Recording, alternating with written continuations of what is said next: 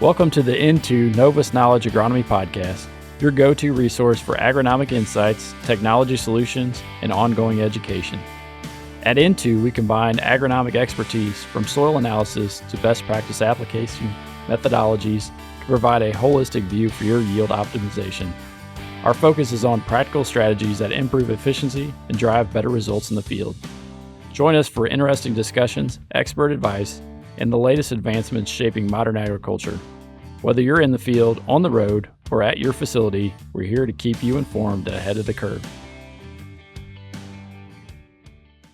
Thanks so much for listening. Thanks for joining us again. Today, joined with my counterpart, Rodney Phelps in Northern Illinois and Derek in Northwest Missouri. How are you guys? Great. Doing good, Nick.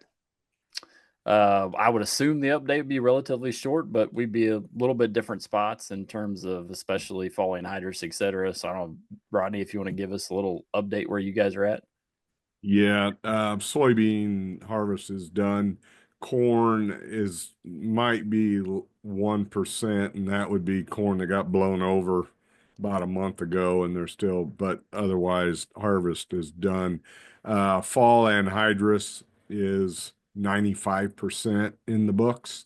And we've had some fall burn down. Basically our fall has been fast and it's about in the books. Any tillage and all that is just about put to bed. So we need moisture is what we need right now. You guys move fast and furious, Rodney. I don't know if that's good or bad, but yes, we do. Derek, what about you? Yeah, we're in a similar scenario. Over the last couple of days, I've seen a combine or two finishing up their last bit of beans. And I'm sure you might be able to find a cornfield or two somewhere across Northwest Missouri. But for the most part, harvest is done. And yeah, similar to Rodney, we still got plenty of anhydrous going on, a lot of tanks being pulled around. But our soil conditions are pretty good for it right now, honestly. Temperature wise, and we do still have, now we're getting dry, but we do still have some moisture in the ground, and so far it's working up nicely. And then fall herbicide been going on strong, which is great because this year with the moisture that we were fortunate enough to get here over the last couple months and a couple different rain events and the warmer temperature spells that we had out in fields over the last few days, definitely winter annuals are coming on strong. So now our temperatures are changing. So hopefully we're not going to have a big window left to get those on, but I think we do still have a little bit of time to take care of some of those winter annuals coming up. But that's kind of where we're at.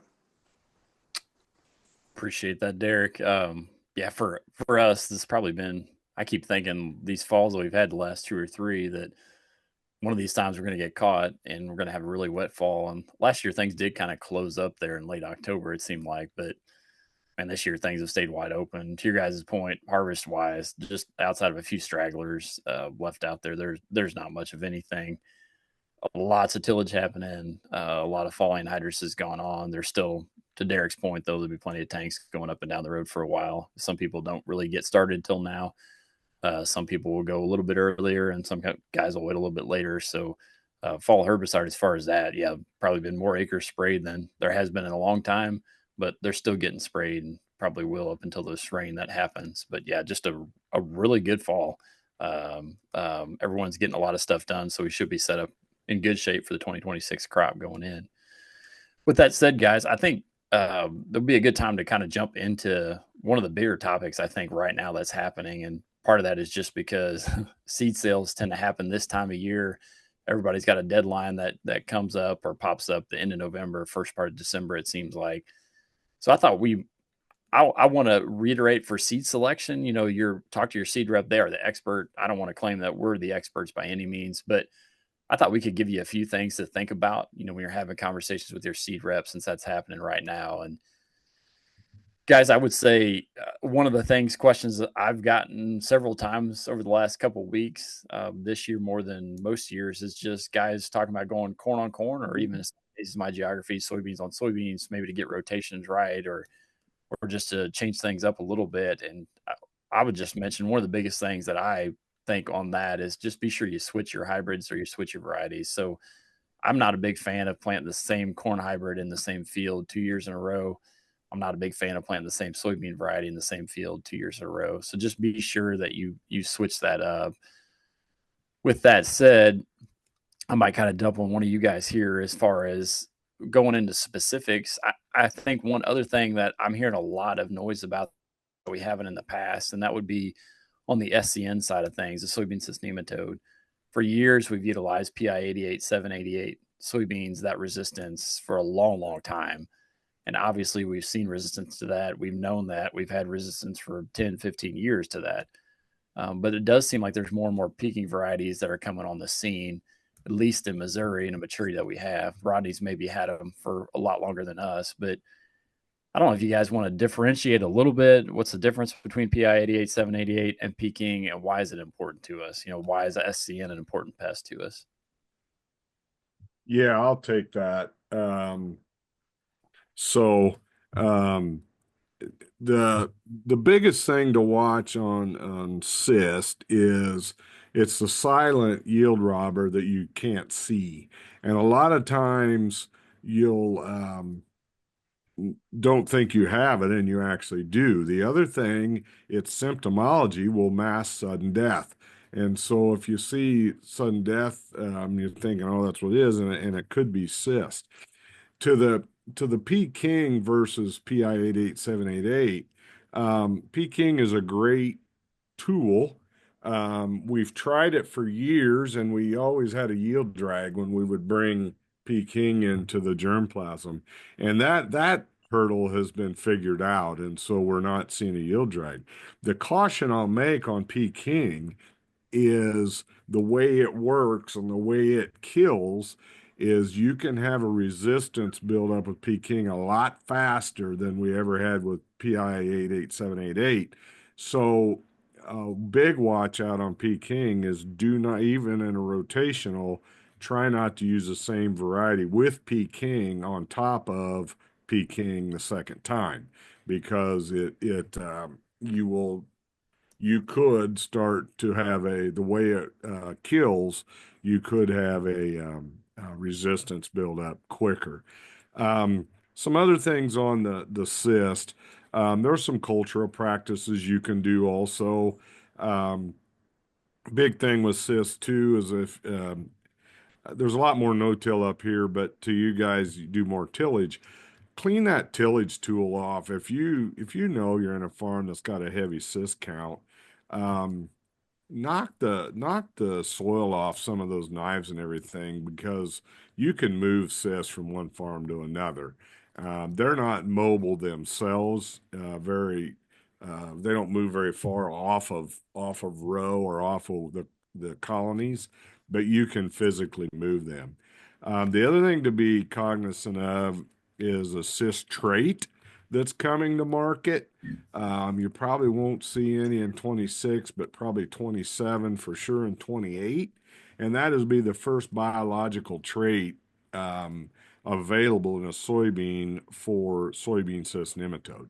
And that'll be a big deal. That will be a cultural shift, just like corn rootworm trait was in corn when that's able to hit the market.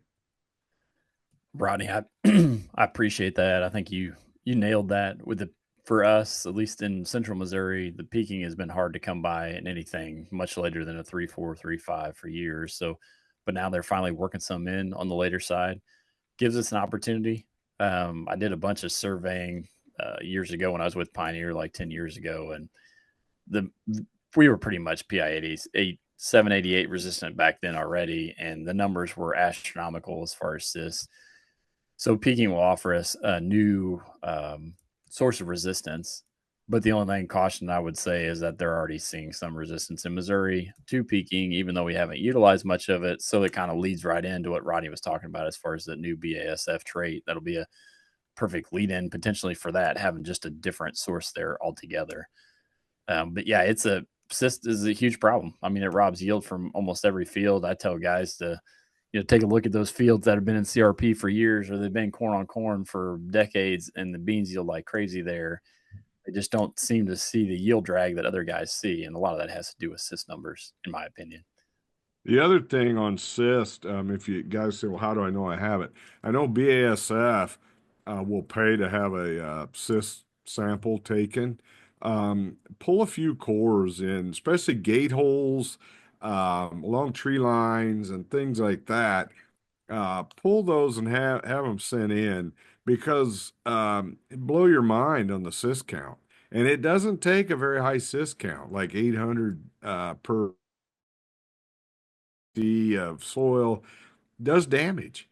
And I've seen counts as high as 10,000. So I mean they're crazy. So yeah, just get a handle on what you have so you can start to manage it. Well, Rodney, I think you hit it, nail on the head whenever you first started talking about there on the silent yield robber. Over the last couple of months when harvest going on, conversations with my growers, and we're thinking, okay, regardless of our yield, what was our yield limiting factors?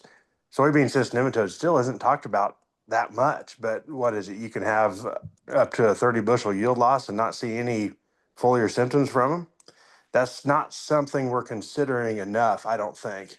And so getting your soil sampled for it and understanding that they're there, I think is important because it's not going to be as obvious as I think some people would think most of our other pests are. And another thing, guys, too, we don't want to forget seed treatment. So we're talking about a trait and we're talking about Peking, but you got to make sure you have a good seed treatment on there too that helps with cyst. And not all are created equal in seed treatments. So I'm not going to call out any brand name or whatever. Just make sure that you have a seed treatment on there that's giving you some help with cyst also. Yeah, that's another good point, Rodney. I always feel like too the seed treatments just tell folks they're hoping to put that on to reduce the numbers. In my opinion, in the greenhouse they can do that, but out in the field, it seems like they keep the reproduction in check for that crop that year. They don't actually decrease the numbers overall; they just hold it in check so it doesn't explode that season. Yes. Good point. Derek, maybe switching from that pest to another pathogen in soybeans, Phytophthora. Like, what have you been seeing the last couple of years? What are your thoughts on Phytophthora in soybeans? Yeah. I think we're seeing a lot more of it. Um, and a lot of it in my area has been coming in later.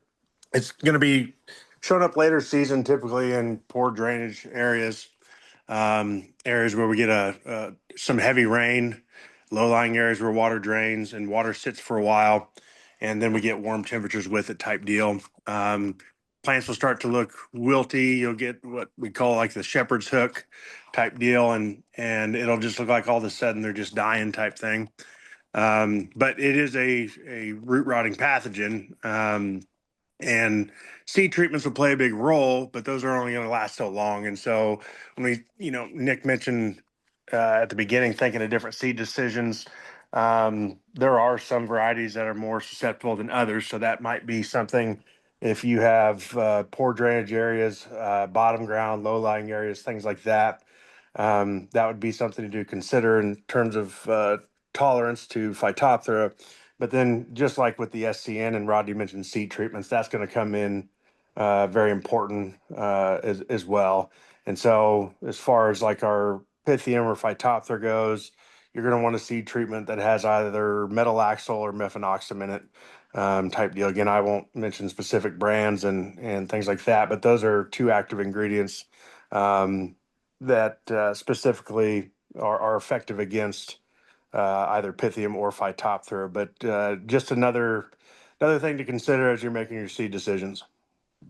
And Yeah, something I'll also throw out on Phytophthora is a lot of companies, carry the K gene against Phytophthora and that.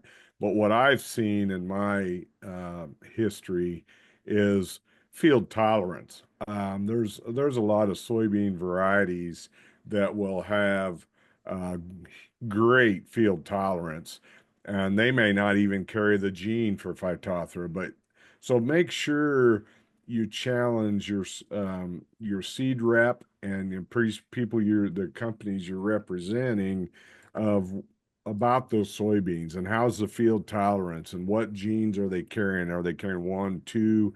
because just like we're saying on cyst, PI 88788, the K gene's getting weak. So some of this Phytophthora, and there's different strains now. So a lot of got to remember, Mother Nature is always going to win. So we've got to make sure we're watching varietal choices and field tolerances and a lot of things. The other thing, Derek brought up metal axle. Metal axle's been around forever. I mean, but it is still, it is like atrazine is in chemistry. Metal axle is the cheapest and best product to put on in seed treatment at the most maximum rate you can put for Phytophthora and other soil-borne diseases. So make sure on your seed treatments that there's metal axle at the highest rate you can possibly get in there. Yeah, good points, guys. I know there's also some newer ones, active ingredients too, that have some activity on Phytophthora as well. Yeah, you bring up a good point about field tolerance. The thing I'd say about Phytophthora, why it's becoming more and more important and more of an issue, is just the race shift, I guess you might say, or the resistance to the resistance genes out there. Like you mentioned, the 1K, the 1A, the 1C, Rodney. Most of those we're seeing race shift or resistance in Phytophthora, where those aren't providing as much control as they once were.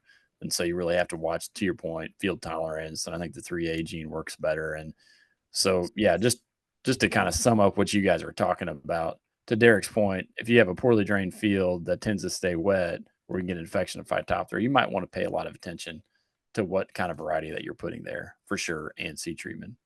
Well, and up here in Northern Illinois, guys, we're planting earlier and earlier, and a lot of times we're sticking them in wet soil.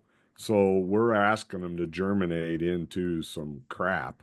And so that Phytophthora is going to get in, that can potentially get in that plant very early in its life. Yep. Good point, Rodney. I guess the other one I just want to throw out there as far as pathogens on soybeans, the one that keeps getting more and more momentum or steam behind it, red crown rot. And that'd be a bigger deal for probably me and Rodney more so than Derek. Derek probably hasn't seen as much of it yet. I'll just say, we really don't need to get into the specifics. By now, you guys have probably heard plenty about red crown rot, probably tired of hearing about red crown rot. I'll just say that, one thing they tend to see is it does maybe infect soybeans that are planted later. So to your point, Rodney, as we plant earlier, not as big of an issue as planted later is, or what tends to be in the literature anyways. And I would say this year for us, we planted more beans in May than we did the year before, and we definitely saw more red crown rot this year than we saw the year before. The only thing I guess I wanted to add on that is just be aware that Syngenta has come out with a new seed treatment that's got activity on red crown rot. I may be butchering the name, but I think you call it Victorado, which has got that Timerium technology in it. But it is, I think, one of the first ones to come out with red crown rot suppression. It does have nematode activity as well. So it's a potential new tool that's out there and available. Rodney, I don't know if you want to add something else. Yeah, the other thing, and I'm guilty, you can easily mis-ID it as charcoal rot, just the way that it's symptomology within the plant. And so, but it will have, if you get out there early, you'll see the reddish color right at the soil surface. But then when you split the plant, it's full of charcoal rot is what it looks like. So make sure that it's not hard to diagnose if you catch it early and see the redness or at the ground level, but it's a yield robber. It'll take and it meanders its way through the field. There's no rhyme or reason on where it goes and how it goes, but and I no, this is just Rodney talking, in my opinion. We've got crown rotten corn, and we're starting to get that pathogen in the soil profile. And I'm going to guess that somehow these are related, and we're probably dealing with something now that we're going to have forever. So we're just going to have to be cognizant of it. Appreciate that, Rodney. Yeah, a good cover on a lot of things soybeans there, which I don't know if I intended to do, but there's just so many things to talk about when it comes to seed selection and soybeans and seed treatment selection. There's just a few top of mind things I guess I just wanted you guys to be aware of. With that said, Derek, I guess maybe I'll switch back over to you. And if you want to talk about, all this fall anhydrous that's going on right now, what does that mean, or what should we think about when it comes to a spring plan per se? Uh, yeah, as far as again going on right now, have a total plan for your nitrogen. So if this is going to be your first shot of nitrogen, I mean, I guess just a simple reminder: split applications are going to be most effective. And so, if we're going on in the fall and with the conditions we have right now, ensure that you have a good stabilizer in there with it. And then especially if you don't plan on coming back in until top dress, but already have a plan to go in there again this spring. It's going to be a little bit different for everybody, but just a reminder that if we're going to be going in the fall, I'd already have a plan for your in season application and when that's going to happen, type deal. Because in the springtime we get pretty tight. Um, but again, our ground's not frozen, and with the temperatures the way they are, definitely that stabilizer is going to be important at this time. Yeah, you nailed it, Derek. I guess for guys that tend to do a one pass program, at least in this geography, and they're just putting it all on in the fall. It might work. It depends on the year, but I think you're 100% right. You just got to have a plan, a contingency plan in place in case things don't go right. I had me look at some data on the trial, some rainfall data yesterday that I put out this summer, and that particular location got 9 inches of rain on one rain event in July. And I can tell you that will lose a whole lot of nitrogen in one shot when the soil is warm in season. And so that, in my opinion, is why if you're a one pass pre-plant guy, you need to have a contingency plan, because if something like that happens, you need to find a way to correct that. Rodney, I don't know if you want to add anything. You've got more falling hydrous than the rest of us. Yeah, and so we're doing better, I will say, at looking at our CECs and not overloading that fall trip, because you got to remember the CEC's the gas tank, and it's only can only hold so much. And so um, you guys are spot on splitting the applications or having a contingency plan. Having a stabilizer in the fall is a must, just because to Nick's point, whether we get a rain event, we get warm up real early in the spring, all of those things give us potential loss factors.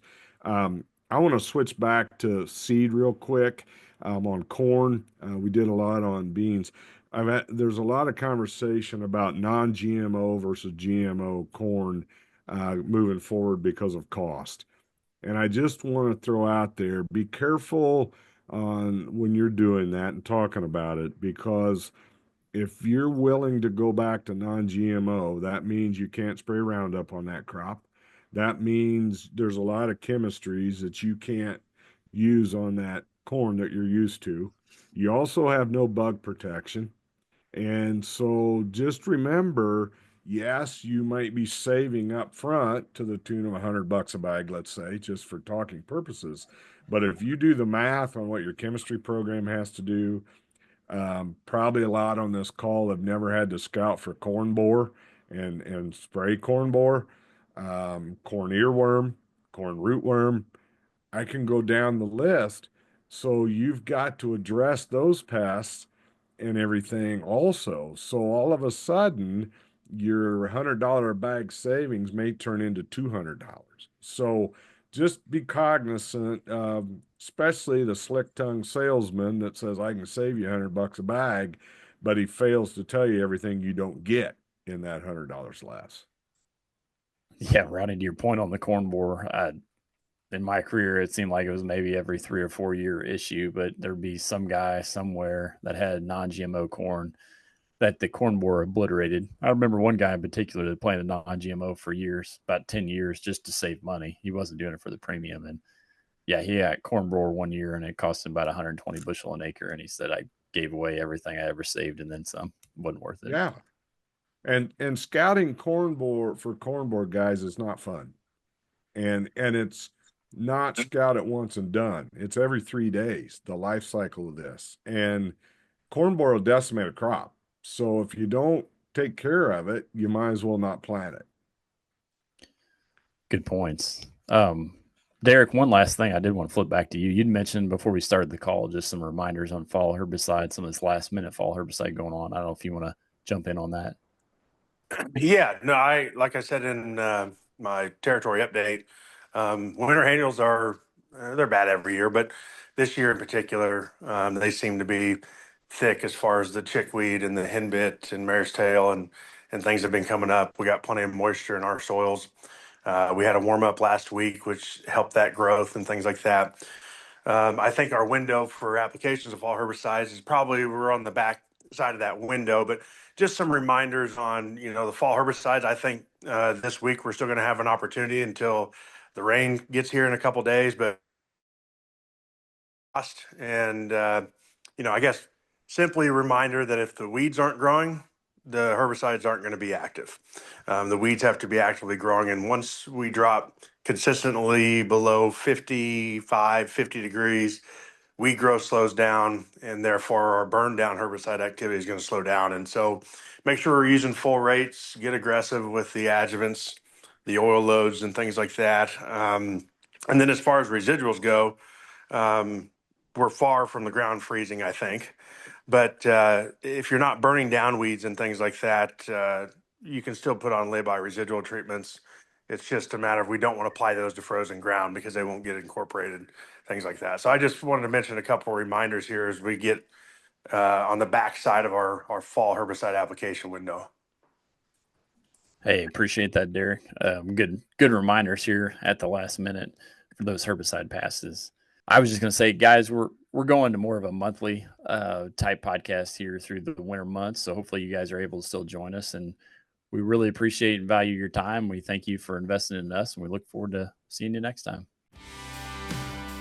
Thank you for joining us. This podcast is brought to you by Into Novus Knowledge. Please reach out to your Into agronomist if we can help in any way. Join us next time for more in-depth agronomic advice.